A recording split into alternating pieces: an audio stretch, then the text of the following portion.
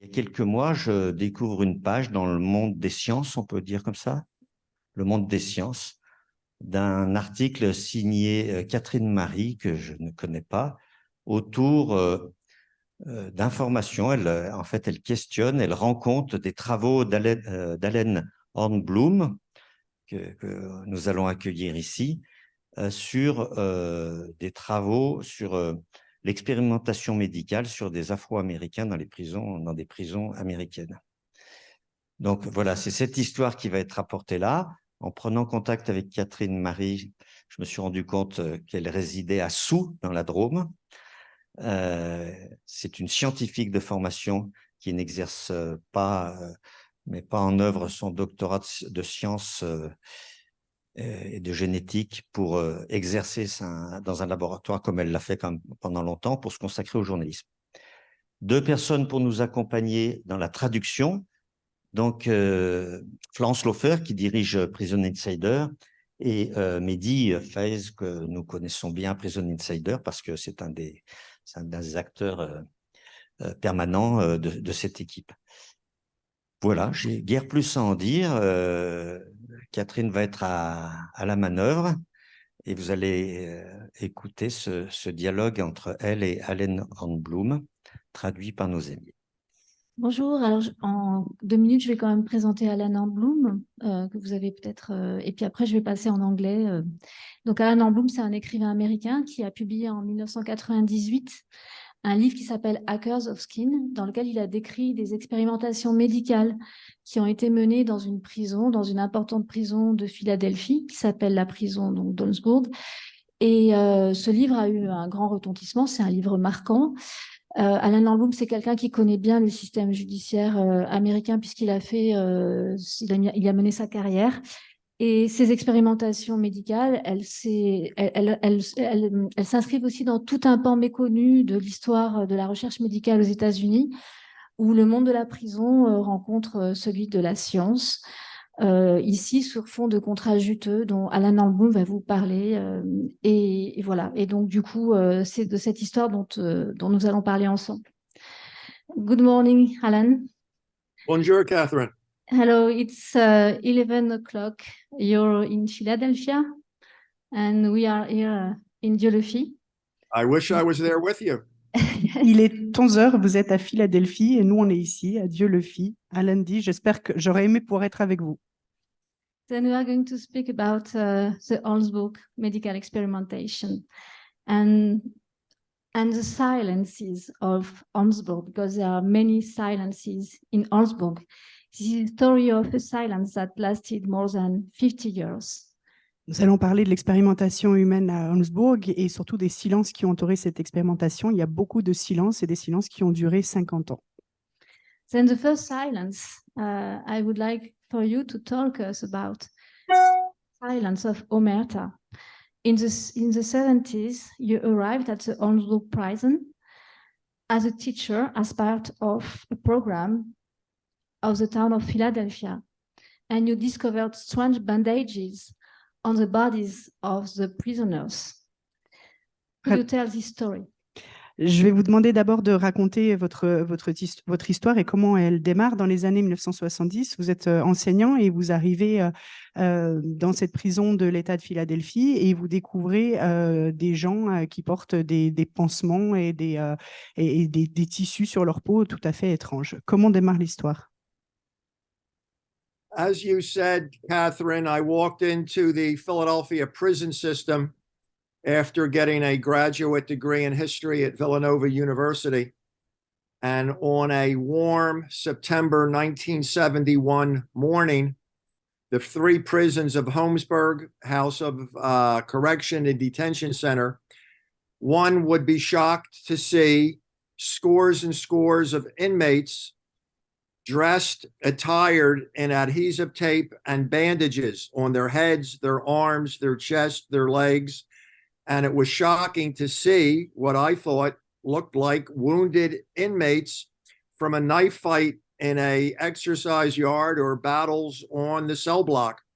Effectivement, je venais d'avoir mon degré en histoire et quand je suis rentrée dans cette prison de Philadelphie et les deux autres prisons de la ville, j'étais extrêmement choquée de voir des prisonniers, toutes sortes de prisonniers qui marchaient et qui portaient à leurs bras, à leur torse, sur leurs jambes, des dizaines, des centaines de pansements. J'ai d'abord cru à des blessés qui auraient été, dont on aurait soigné les blessures qui auraient été blessés au cours d'une bagarre entre prisonniers. The second day I was at the institution, I asked the guard on A block, what is with all of these men? They look like they've been stabbed. They look like they were in a gang war. What is the story behind that? And the guard laughed at me and he said, oh, that's nothing, Mr. Hornblum. That is just the perfume experiments for the University of Pennsylvania. Le deuxième jour, je pose la question à un surveillant dans un des quartiers, dans une des ailes, et je lui dis, mais qu'est-ce qui se passe? Qu'est-ce qui est arrivé à tous ces prisonniers? Est-ce qu'ils ont été blessés par arme blanche? Le surveillant rit et me dit, non, non, non, ça c'est rien du tout. Figurez-vous, c'est simplement les expériences sur un parfum qui ont eu lieu en ce moment. The answer was quite incredible to me because here you had a very primitive environment filled with a lot of minorities, working class individuals, very few with a high school diploma. And to be hearing that they're testing Arpège by Lanvin and other fancy perfumes for a prestigious university was just very hard to digest and believe. And being a skeptic at heart, I continued to ask questions. Was that really the case? La réponse m'a paru absolument déstabilisante. J'avais de la peine à comprendre comment ces gens que je voyais, qui étaient en majorité issus de minorités, des travailleurs, des gens qui n'avaient pas de diplôme et qui étaient des travailleurs vraisemblablement mal payés, des couches défavorisées, comment pouvaient-ils faire l'objet d'expérimentations pareilles sur des parfums de luxe pour l'Université de Pennsylvanie? J'avais de la peine à le croire et j'ai continué à poser des questions. The guard went on as I questioned him. And he said, look, Mr. Hornblum, you and I would not do it, but these inmates are desperate for money. This is the only way to make money in the jail. If they are lucky enough to get a job on a cell block pushing a broom, they may make 25 cents, 50 cents a day. But if they give themselves up to the testing program by pen, they could make $1 a day, sometimes $2 a day, which is princely wages in a prison. So the whole thing was fascinating to me because I had never seen what I had walked into, not only a prison, but a large-scale clinical trial factory. Le surveillant a continué dans ses explications et il m'a dit écoutez, monsieur Hornblum, on sait très bien que ce n'est pas quelque chose que vous feriez, que moi je ne ferais pas non plus, mais ces prisonniers-là sont prêts à tout, sont désespérés pour pouvoir se procurer un peu d'argent. S'ils ont la chance d'avoir un travail en prison à balayer, par exemple, ils vont gagner 25 centimes de dollars par journée. Avec l'expérimentation, ils peuvent avoir $1, $2. Ce salaire-là, c'est quelque chose de mirobolant en prison et ça explique ce qu'ils soient prêts à s'y prêter. I continued to ask the guard questions. How can you be sure that it's just perfume? Maybe it's something more lethal, more dangerous. Are the men really doing it for money, or do they think it will reduce their sentence? They'll get out early. Are they forced or encouraged to do it? So I had lots of questions. The guard, after about 20 minutes, became tired of them, and he took on a different tone, and he said, look, you and I won't do it, but it's been going on for 20 years. He said, you are new, Mr. Hornblum, not the experiments, and I would advise you not to inquire, not to ask questions about them. Otherwise, you'll find yourself on the outside or even worse. J'ai poursuivi mes questions, j'arrivais pas à en croire mes oreilles. J'ai demandé au surveillant, mais comment est-ce qu'on peut être sûr que c'est véritablement du parfum et pas un produit plus nocif?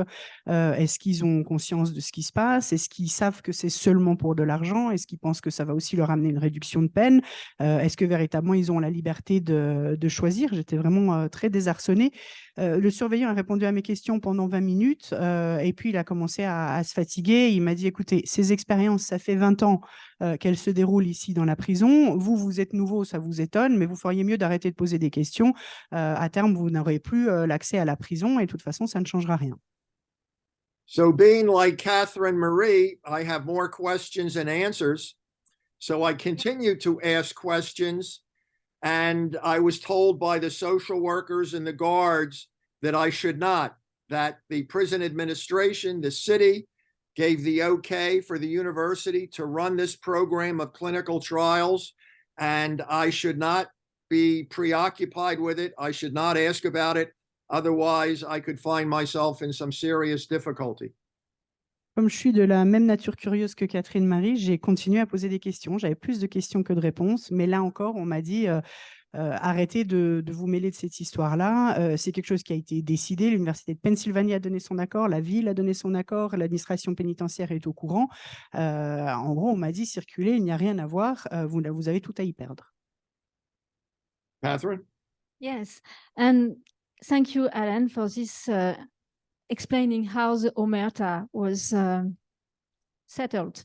And I would like also to ask you could you describe the ethical context of these experiments? Why could prisoners be used as guinea pigs in the aftermath of the trial of the Nazi physicians at Nuremberg? And why those experiments were interrupted in the 70s? Merci Alan. Sorry, I need to translate the question. Est-ce que vous pouvez nous en dire un tout petit peu plus sur le contexte éthique dans lequel se sont déroulés ces essais cliniques? Qu'est-ce qui fait que c'était possible au niveau de l'éthique? Est-ce qu'il n'y avait pas déjà une série d'étapes qui avaient été faites? Les procès de Nuremberg étaient déjà passés.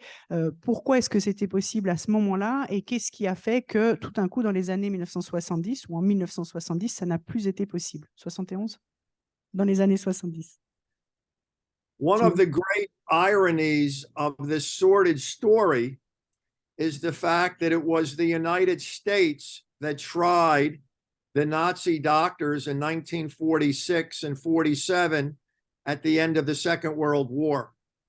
And it was America, through its doctors that were brought to the trial at Nuremberg, that lectured the Nazi doctors on how medical research should be applied, what research should look like, what principles should be followed. And in fact, as you know, 7 Nazi doctors were executed. Many others were sent to prison. Ironically, even though the United States wrote the 10 principles of the Nuremberg Code, we did not really follow them ourselves. L'ironie de cette page sordide de l'histoire, c'est que les États-Unis ont eu un rôle actif dans les années 46 et 47, à l'issue de la guerre mondiale, dans la rédaction des principes de Nuremberg. On était dans la vague des procès des officiers nazis et aussi des expérimentations médicales nazies. Donc, une équipe américaine s'était rendue sur place, a contribué à rédiger les principes fondamentaux du Code de Nuremberg, à former les gens sur l'encadrement de la recherche dans toute sa dimension éthique. Et ces progrès-là, qui ont été en partie amenés par l'équipe américaine, n'ont pas été rapatriés aux États-Unis, alors même qu'on était dans un contexte de conscience internationale. Il faut savoir que 7 docteurs nazis avaient été exécutés suite à leur rôle non éthique dans l'expérimentation. And I just would like to ask also about one of these principles. And the first of this principle was the informed consent, which is at the heart of the scandal of Arnsburg. Just could you explain it? Oui, le premier principe du Code de Nuremberg, justement, c'est Nuremberg, voilà, pardon. C'est le premier principe, c'est le consentement plein et éclairé. Est-ce que vous pouvez nous en dire un peu plus? There are 10 principles to the Nuremberg Code. The first one is most central to this story, and it's the first sentence that basically articulates that a test subject has to give his approval. He has to be a volunteer. However, that principle is the longest of the 10. It, in fact, is 4 times longer than any other of the 9 principles. And it also articulates that an individual has to have free will and choice. They cannot be in a coercive environment. They could not be under duress. They cannot feel pressure. And I would argue, and some others, I hope you will agree, that if you are imprisoned and you can't walk out of a facility, you are a prisoner. You do not have free choice and free will. Therefore, you should not be incorporated as a test subject, even though you may volunteer for a clinical trial. However, this was not followed by the American penal establishment or the medical establishment. They basically decided in tandem not to follow the Nuremberg Code. It was more desirable and convenient to have test subjects, and prisoners were excellent test subjects. Le Code de Nuremberg est composé de 10 articles et le premier est celui qui nous intéresse le plus dans ce sujet. Cet article est aussi celui qui est le plus long, le plus détaillé. Il précise que les sujets d'essai doivent tous être volontaires, et il va plus loin, il précise qu'il faut véritablement un consentement éclairé, que ce ne soit pas dans un contexte de coercition, qu'il n'y ait pas d'oppression, qu'il y ait conscience et information libre, que les personnes ne soient pas vulnérables. On peut très bien convenir, et je pense que vous en conviendrez avec moi, que dans le cas de personnes privées de liberté, le choix et la liberté ne sont pas là, la personne ne peut pas décider, et on souhaiterait que les prisonniers ne soient pas éligibles aux essais cliniques, même dans l'hypothèse où ils seraient volontaires.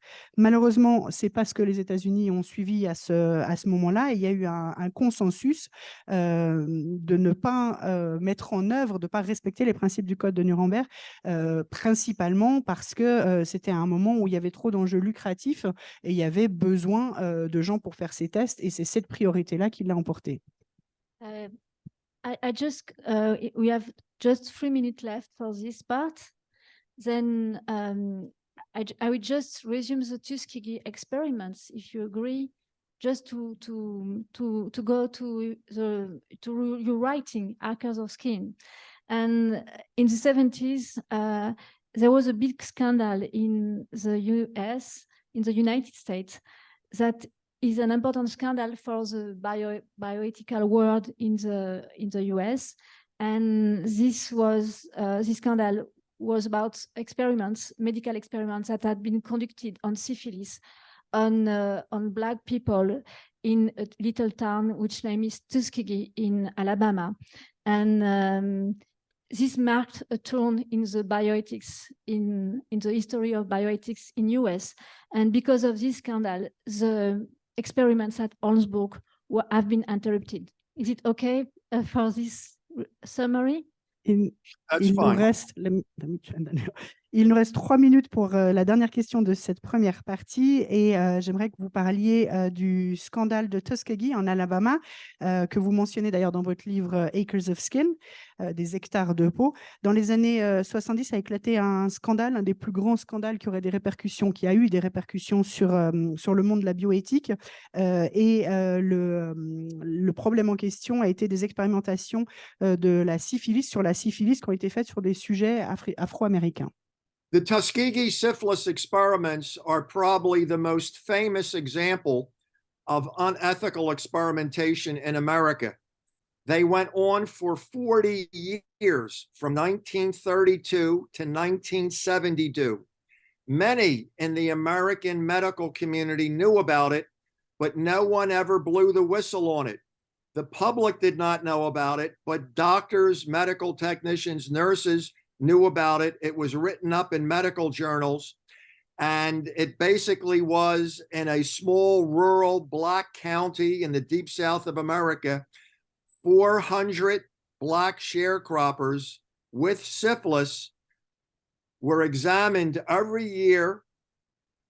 The degree and the transmission of their syphilis was monitored annually, but they were never treated.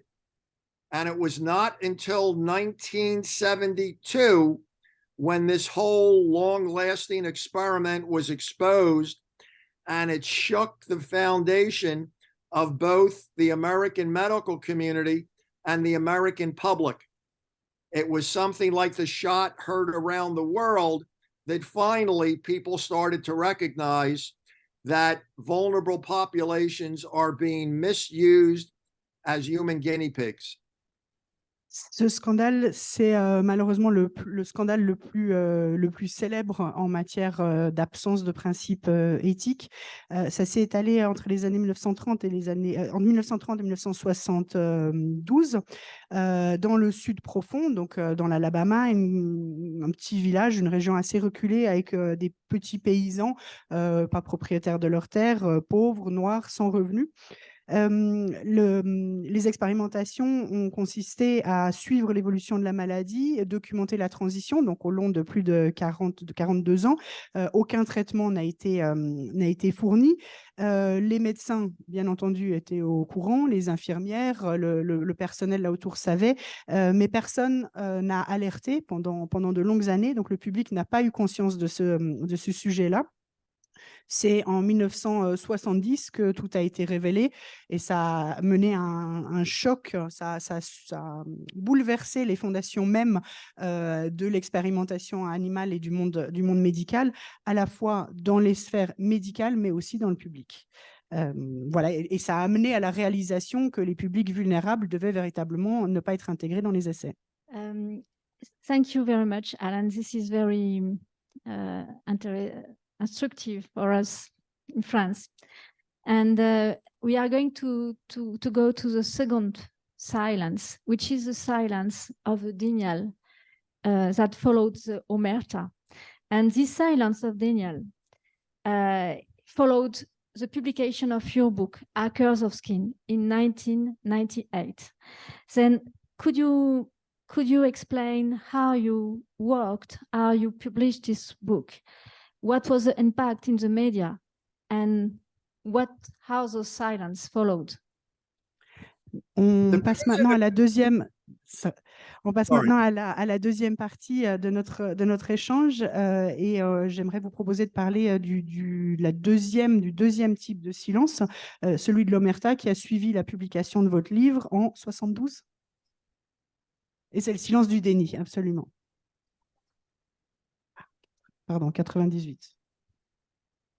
The prison experiments ended in 1974. They had started in 1951. I always suspected that there was much more than perfume being tested because there were rumors of the US Army doing chemical drug studies. There were different pharmaceutical studies being done.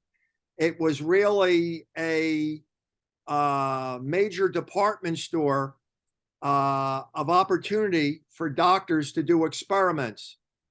And I always thought there would be a journalist like Catherine Marie or a historian or a bioethicist who would delve into it, who would examine it and come out with a book explaining what really took place in the prison all those years. It never happened. Decades went by, and by the 1990s, I'm working in the Philadelphia Sheriff's Office, still seeing some of those men who I knew in the early 70s as prisoners and test subjects. Alors, les expériences ont duré entre 1951 et 1974 et elles ont bien entendu porté sur beaucoup d'autres produits que les parfums et c'est quelque chose que j'ai soupçonné assez rapidement. J'avais eu vent que l'armée américaine faisait des tests sur la drogue, sur la guerre chimique, des produits utilisés dans la guerre chimique. Je savais que dans le domaine de l'industrie pharmaceutique, beaucoup de choses étaient en cours de test. Et j'imaginais bien que ces prisonniers représentaient une sorte de grande surface pour aller faire son marché pour l'expérimentation humaine.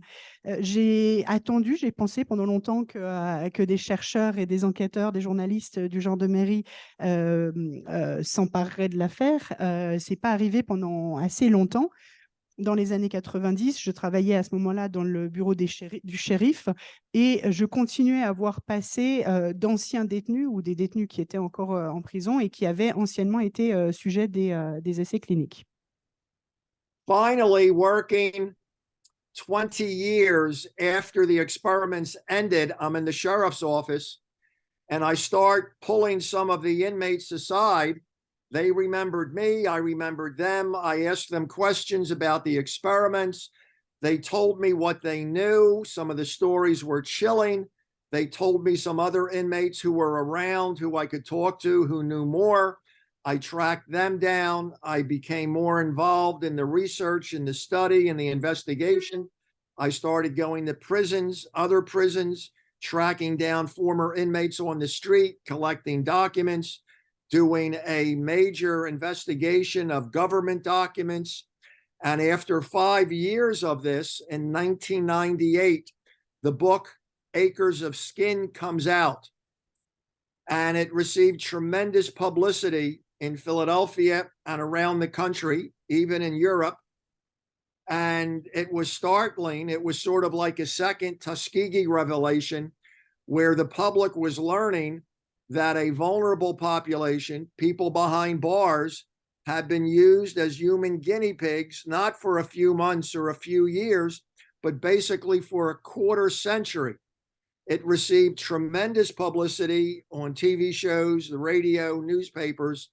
However, as time went on, people lost interest. Donc, on est 20 ans après la fin des expériences. Je suis dans le bureau du shérif. Je me penche à nouveau sur ce sujet-là. Je prends à part certains des prisonniers que je vois dans le bureau. Ils me racontent leurs histoires, des histoires glaçantes. Ils m'indiquent aussi à qui parler. Ils me renvoient vers d'autres prisonniers. À ce moment-là, j'augmente encore mes études, je creuse mes recherches, je vais voir d'autres prisonniers, je cherche à rencontrer des gens dans la rue. J'ouvre toutes les archives qui sont disponibles, j'explore tout ce que je peux trouver dans les archives officielles. Et 5 ans après le début de mes recherches, j'aboutis à la publication de mon livre en 1998, Acres of Skin. Ce livre a un retentissement absolument extraordinaire à Philadelphie, dans les États-Unis et à l'international. Il est reçu et compris justement comme une forme de deuxième scandale, deuxième révélation du genre de Tuskegee, avec la même dimension d'exploitation de personnes vulnérables et avec la nuance que là, l'expérimentation se fait sur un quart de siècle dans une période moderne. La télévision, les journaux, tout le monde en parle. Et puis, au bout d'un moment, l'intérêt retombe. Et Acres of Skin, ça signifie hectare de peau. Et c'est un titre qui est inspiré d'une citation d'Albert Kligman, donc, qui supervisait ces expérimentations, un dermatologue, qui racontait qu'il avait vu des hectares de peau quand il était arrivé à la prison d'Holmesburg. Et en fait, il a reconnu des prisonniers qu'il avait vus avant. Et c'est vrai que ces expériences, après, l'ont hanté longtemps, parce qu'il savait que on n'avait pas testé que des parfums, en fait. Enfin, voilà. Just to follow, Alan, despite the publication of Acres of Skin, the impact in the media and in the public, a denial persisted. And this denial persisted in the medical community at the University of Pennsylvania. And despite the fact that the prisoners tried to fight for reparation and apologizes, this did not come into the 2000 and the 2010. And Kligman was also honored. Could you tell this story too? Alors, malgré la publication et malgré l'impact public, le déni collectif continue, en particulier à l'Université de Pennsylvanie, dans la ville, dans le groupe doctoral, comme on l'appelle, dans l'ordre des médecins. Et ce déni, cette omerta continue jusqu'en 1910, où le docteur Kligman, donc, qui a conduit les expériences, reçoit même un prix en 2010. Comment est-ce que ça s'est passé? Qu'est-ce qui s'est passé? When the book comes out in 1998, of course, the press went to Dr. Kligman and to the University of Pennsylvania. And they basically said they didn't do anything wrong. They just practiced medical research as it was done in America. They certainly did not offer any apologies, certainly no reparations. They went about their business. And the public lost interest. This went on year after year, much frustration for myself, the former test subjects. When we tried to put pressure on them, the university actually doubled down. They gave Kligman additional honors. They devoted lectureships and professorships in his name. That's because Kligman brought in so many millions of dollars to the university through discoveries he made, like Retin-A and Renova, that brought in millions of dollars for him, for the university, and for Johnson & Johnson, and they are still making that money. And that was very, very frustrating, that an elite university that teaches young people supposedly what the world has to offer and what type of life you should lead, they basically adopted the attitude, take the money and run.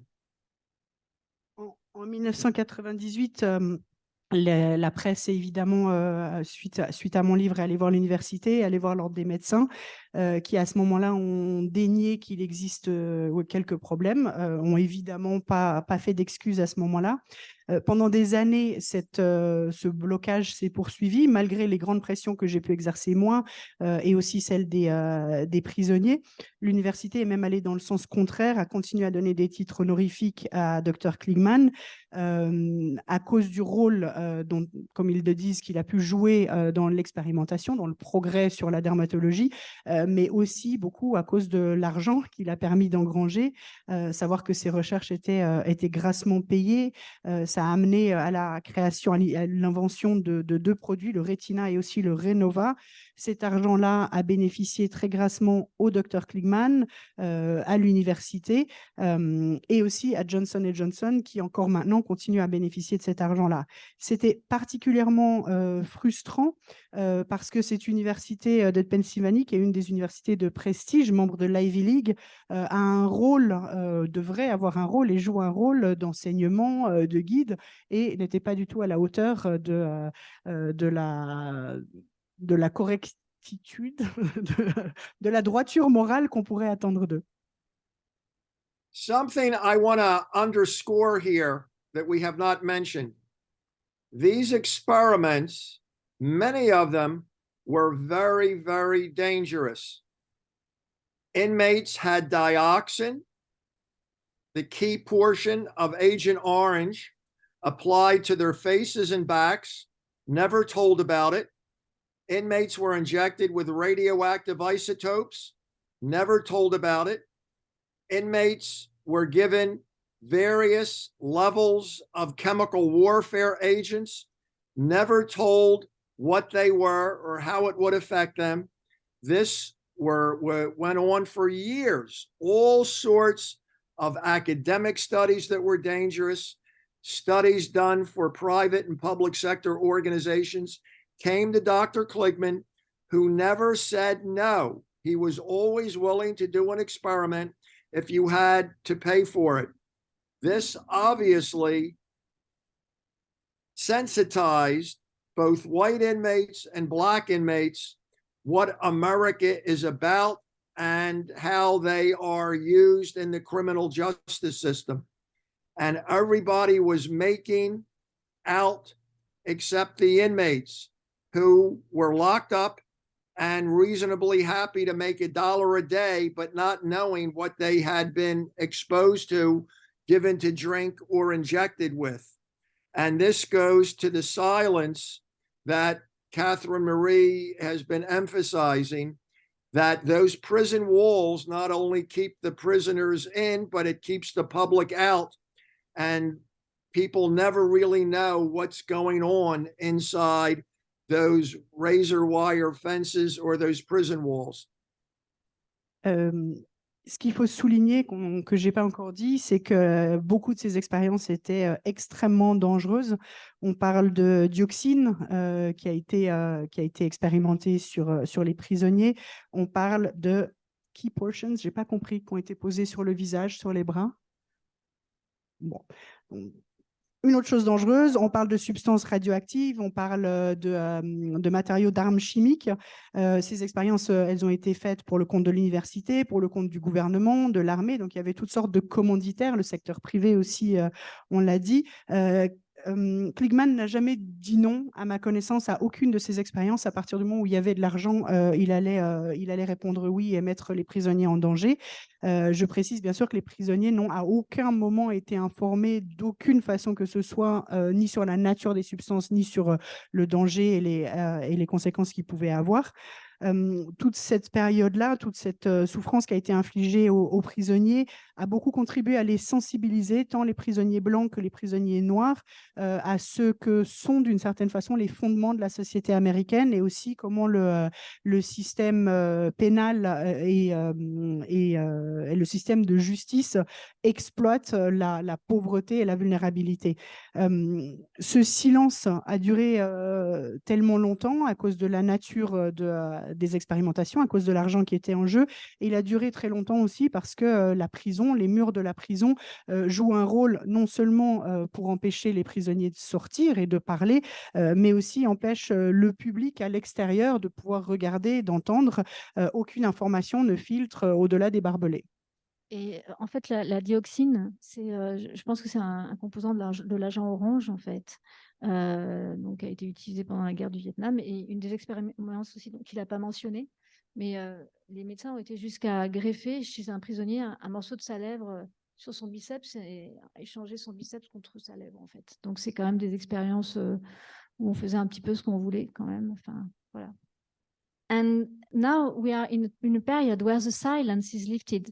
During all these years, the fight of the prisoners and of activists, you are on their side, has continued. But it's only now, since 2021, that the silence has been lifted, with the first apologizes coming from the University of Pennsylvania. Could you speak about that?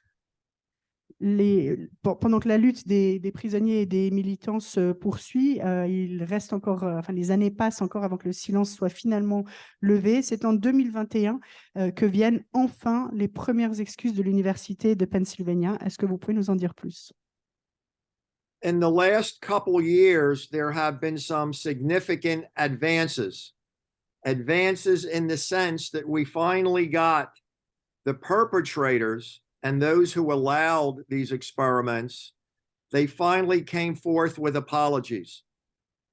The University of Pennsylvania finally apologized and said they did wrong, they did harm.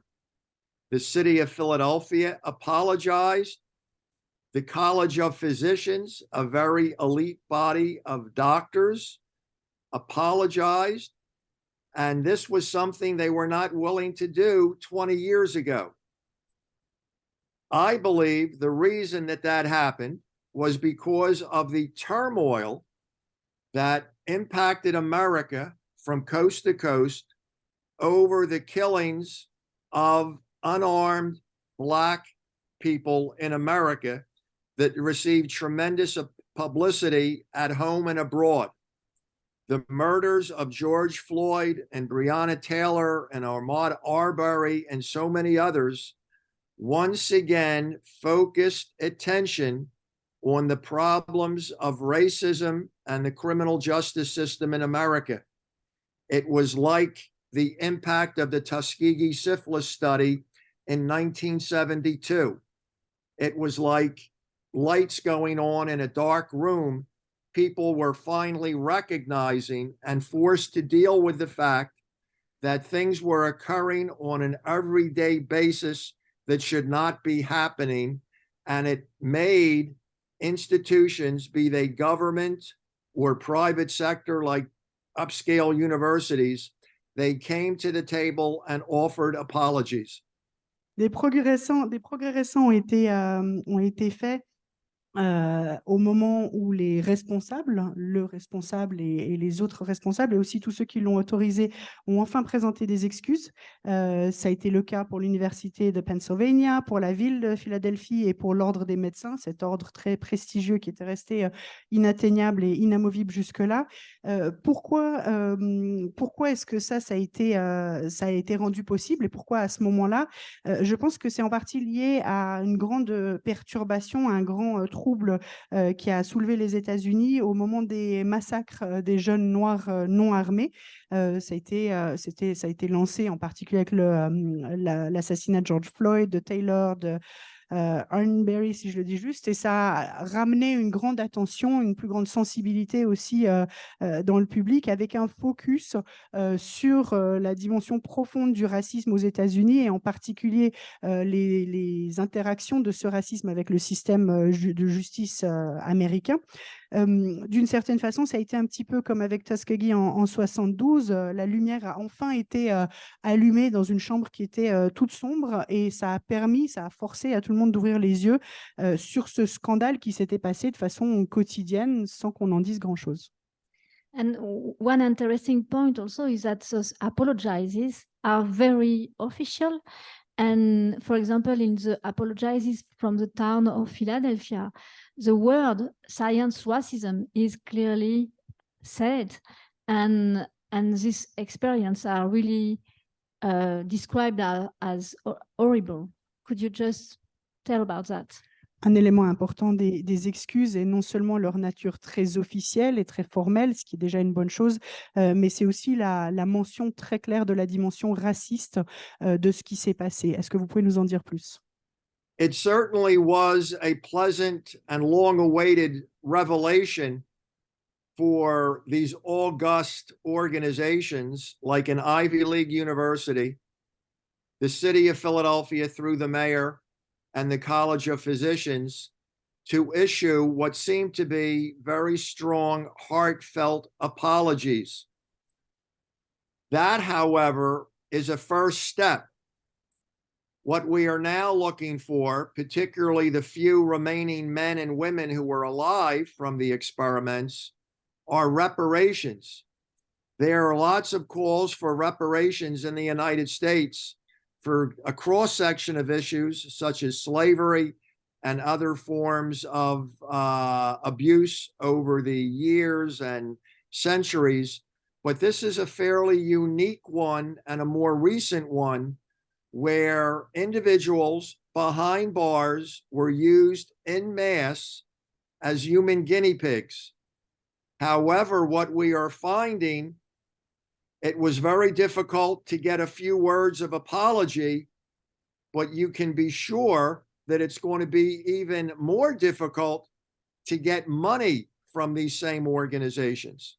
So that is the struggle that we are currently involved in.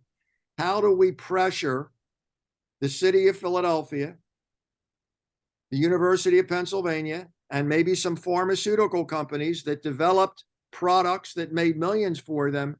How do we get them to give something back to the individuals that they used and abused?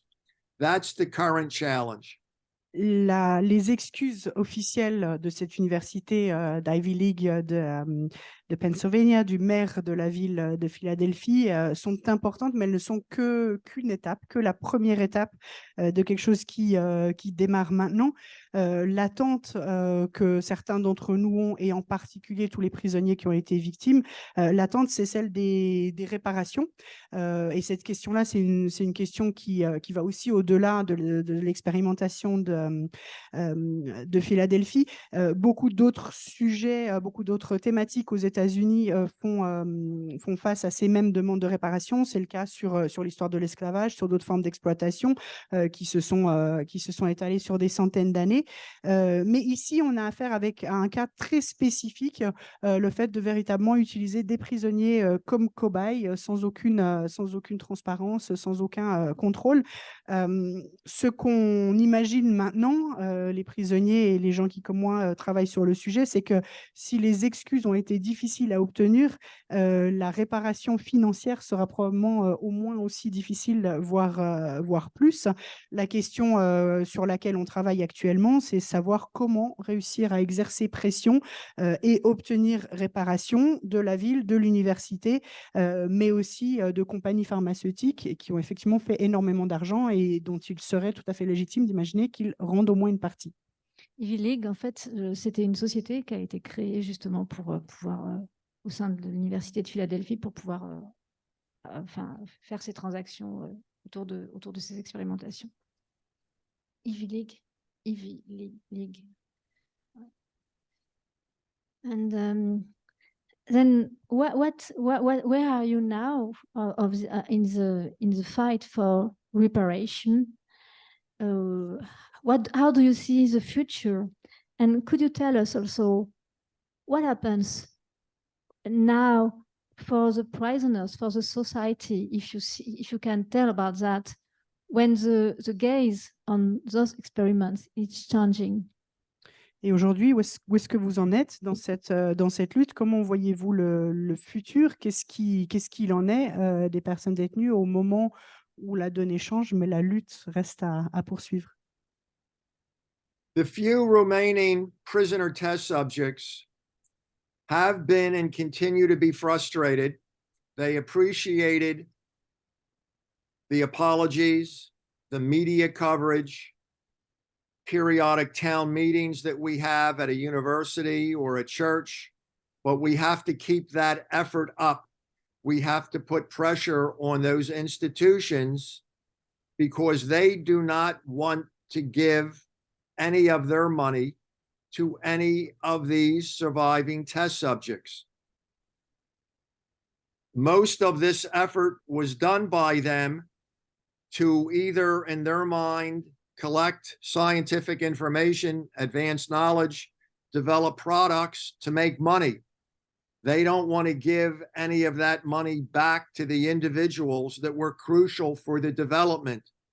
So the challenge for us is to win over organizations and people like yourselves in America, in Philadelphia, to say, yes, these former test subjects demand something, they should get something, to put pressure on the institutions to come to the table and respond in a humane way.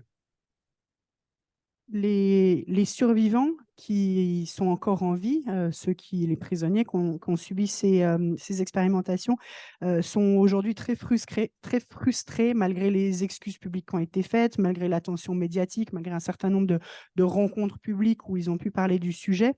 Mais la frustration reste. L'objectif maintenant, c'est de maintenir la pression pour essayer de contraindre ceux qui sont responsables à céder, à faire réparation, car eux, évidemment, ils ne sont pas dans la logique de donner et de libérer de l'argent. Leur argument reste d'une certaine façon, ou leur auto-justification, qu'ils ont voulu avancer les connaissances scientifiques, qu'ils ont permis de développer des nouveaux produits pharmaceutiques. Ils n'ont pas du tout envie de voir le coût monétaire et humain que ça a représenté. Notre défi aujourd'hui, c'est de convaincre, c'est de rassembler des groupes et des citoyens dans la région, dans l'État et à l'échelle du pays et de l'international pour maintenir la pression et tenter de faire bouger la balance. Il y a la place pour 2 questions dans la salle. Thanks, sir. This is very horrific, and I'm very proud that you share this with us. My question was, is there not a link with what happened with COVID? Well, maybe that's going to sound maybe confrontational to say that, but I think the COVID vaccine, could we not say that it was an experiment that was done on the human level, at the planet level? I mean, is there not a link between the apologies of Philadelphia and what happened with COVID and 2020? Do you see a link with this or not? Would you see a link? Because I see it, but maybe I'm wrong. I'm totally out of order. Je voulais dire à monsieur que j'étais fière qu'il puisse partager ça et que je puisse l'entendre.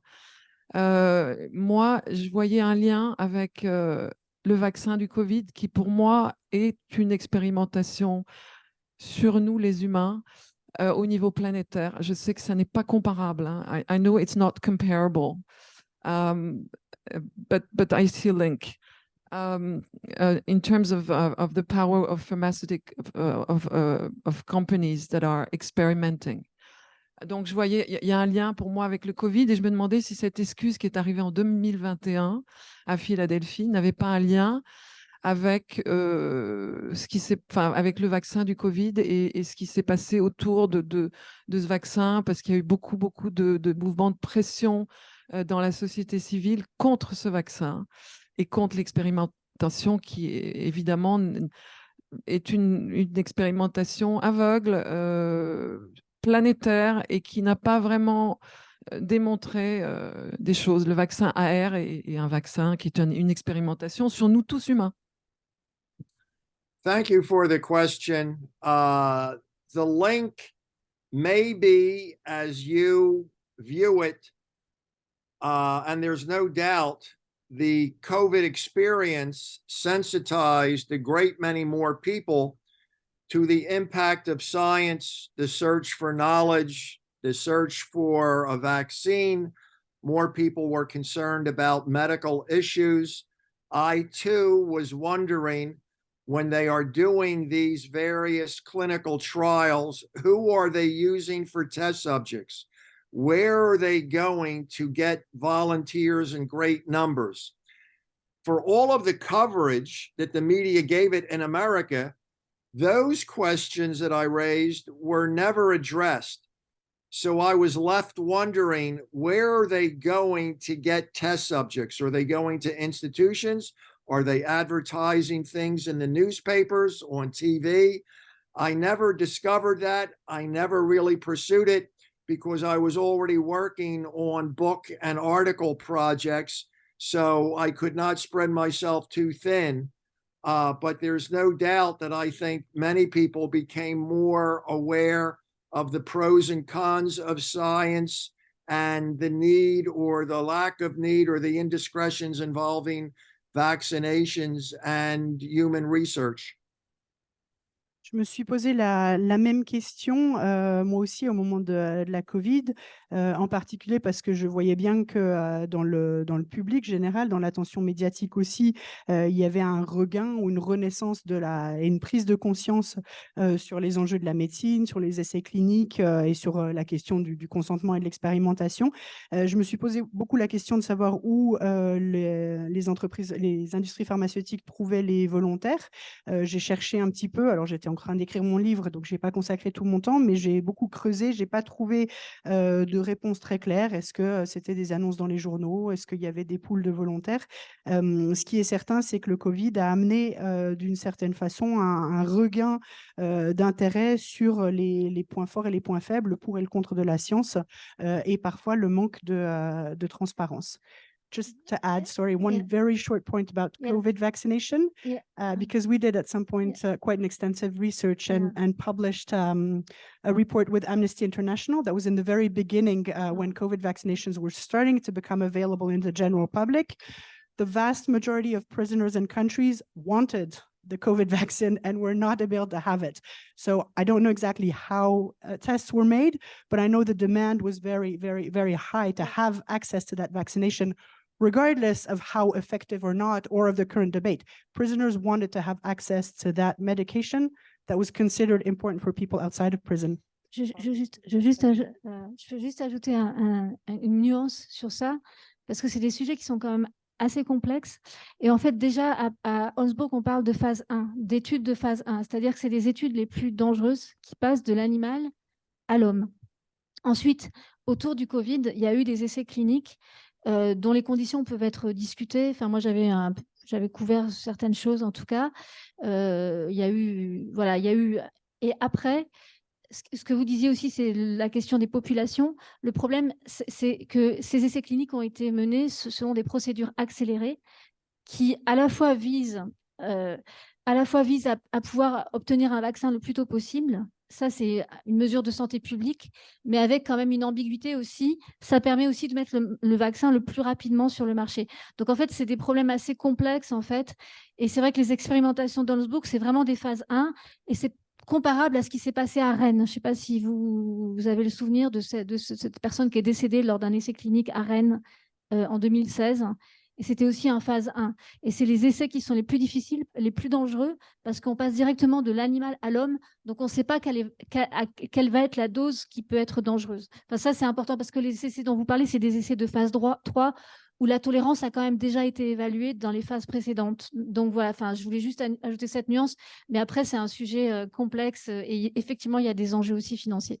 Et je traduis très rapidement mon commentaire en anglais. Mes excuses. Je disais qu'à Prisa Insider, on a fait une étude assez poussée et on a publié un rapport avec Amnesty International à ce sujet-là sur l'accès au vaccin Covid. Et au moment où on a publié l'essai, le vaccin a été nouvellement distribué dans la population libre et l'énorme majorité des pays, des prisons des pays du monde avaient désespérément envie d'avoir accès à ces vaccins-là. Donc, indépendamment du test, la demande des prisonniers dans ce contexte-là était plutôt d'accéder aux soins qu'on considérait importants à l'extérieur, avec toute la nuance.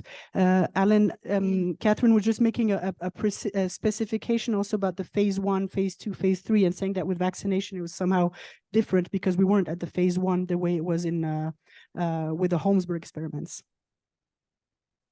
Well, they don't use prisoners anymore. It's been precluded since the 1970s. But you are correct. The prisoners wanted access to the vaccine. They were concerned themselves. And in many cases here in America, the prisons were the last place to get the vaccine. And you had higher rates of infection and disease and sickness in the prisons, but that's generally understood to be the case. One of the bottom lines throughout this entire story is, and it continues, is that the best of us, meaning the medical community, felt then and sometimes now that it's okay to use the least of us as test subjects. I've written 3 books now on the history of using vulnerable populations as guinea pigs. Acres of Skin, Sentenced to Science, and Against Their Will. The last one, Against Their Will, is about the history of using institutionalized children in America as test subjects. It was widespread throughout America. And that is the irony that I talked about earlier an hour ago, is that America proffered all of these great standards of medical research and operations, but in fact was very comfortable in using and misusing the most powerless people in society as guinea pigs, as test subjects for experimentation. So some of that still may be going on, certainly not to the degree that it did 30, 40, 50, 70 years ago, but one has to be ever vigilant as to what they are volunteering for, how they are going to be used, how they will be protected. So it's something that I always advise people, but you don't really know the dimension or how you could be mistreated or misused until you know what has preceded you. And that's why I advise people to read the books that I've written, other books out there that talk about the sad history, basically the underbelly of American medicine, and that is misusing people as test subjects in medical research. À ma connaissance, depuis l'arrêt des expérimentations en 70, les prisonniers ne sont maintenant plus utilisés comme sujet de test aux États-Unis, à ma connaissance. En effet, j'ai aussi entendu qu'ils voulaient, que la plupart d'entre eux avaient véritablement envie d'avoir accès au vaccin de la Covid. Ce qui est certain, c'est que de façon générale, les prisonniers ont toujours un taux de maladie plus élevé qu'à l'extérieur, maladie endémique, mais aussi un taux de contamination plus élevé. Ce qui est tragique, c'est que les meilleurs d'entre nous, je parle notamment des professionnels des expériences médicales, à l'époque, on pensait qu'on pouvait utiliser les plus faibles, les plus vulnérables de la société comme des cobayes humains. Ça, c'est la véritable tragédie. Les 3 livres que j'ai écrits sur le sujet, sur ces sujets-là, on suit tous le même fil. Le 3e de ces livres-là parle des enfants qui étaient placés aux États-Unis et qui ont été eux aussi utilisés comme des sujets de test. Ces questions-là nous ramènent à une contradiction fondamentale qui avait eu lieu au début des expériences, mais qui existe encore dans la société américaine, une contradiction entre l'argent, le gain et l'éthique. Cette contradiction-là, elle est encore présente, elle pourrait se représenter sous d'autres formes. J'appelle à une grande vigilance sur ces sujets, j'appelle chacun d'entre nous, d'entre vous, à s'informer et y compris à analyser le passé pour savoir ce qui peut se reproduire ou ce qui peut arriver de nouveau. Lisez mes livres, lisez sur le sujet et c'est comme ça que vous pourrez avoir une vigilance et savoir à la fois ce à quoi on pourrait vous soumettre vous et ce qu'on pourrait soumettre d'autres personnes vulnérables. Thank you very much, Alan, for all this discussion. I think then I thank you very much, Alan, for all this discussion. I think people have learned a lot about all these complex and very, very important issues about the status of the subject of medical experimentation. Thank you very much and have a nice day today in Philadelphia. Merci, Catherine. And I want to thank everybody at the Concertina conference. You're going out for dinner now, so maybe somebody will have a rosé or Merlot for me. So I will say au revoir and keep reading and stay vigilant. C'est l'heure du dîner, vous allez boire un verre de vin, trinquez à ma santé, restez vigilants. Bye. Thank you, Alan. Bye bye. Thank you. Bye.